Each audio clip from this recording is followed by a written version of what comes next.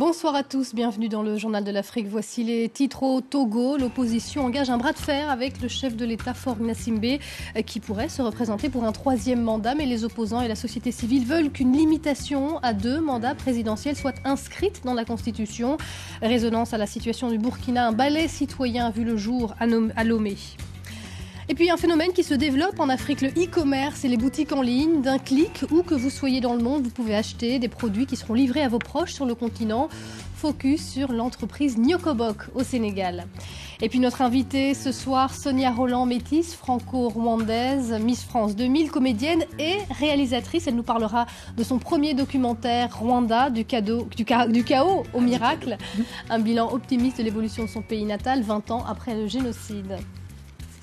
Et on va parler à présent d'un phénomène déjà bien implanté en Afrique anglophone et qui commence à émerger en Afrique francophone. Il s'agit des boutiques en ligne. Au lieu d'envoyer de l'argent à ses proches en Afrique, on peut d'un clic leur acheter des biens qui leur seront livrés chez eux en un temps record.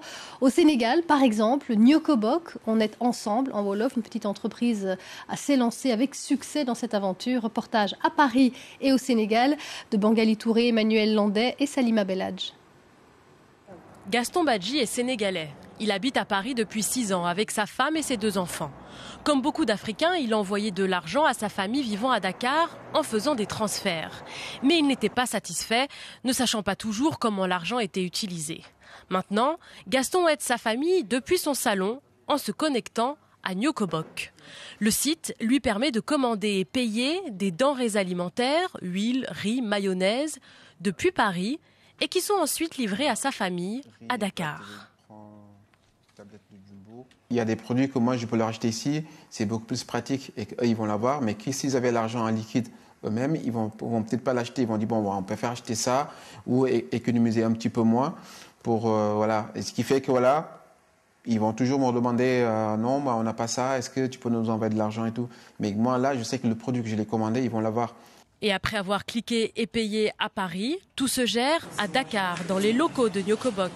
La société a été créée il y a 2 ans. Les stocks et les commandes sont gérés par une petite équipe de 5 personnes. Mais nous, ce qu'on permet, c'est d'avoir notamment la ration alimentaire du mois qui est sécurisée par ce canal et qui est livrée.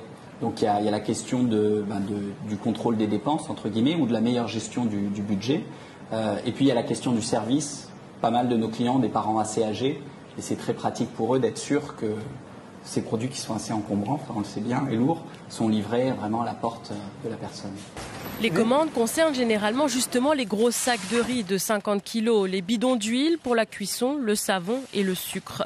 Ici, on prépare et on livre la commande pour la famille Wadji qui habite dans le quartier Grand Yoff de Dakar. Une commande qui permettra à la famille de se nourrir pendant 1 mois. C'est la mère de famille, Maguette, qui réceptionne. J'aime les 2, recevoir l'argent et les courses.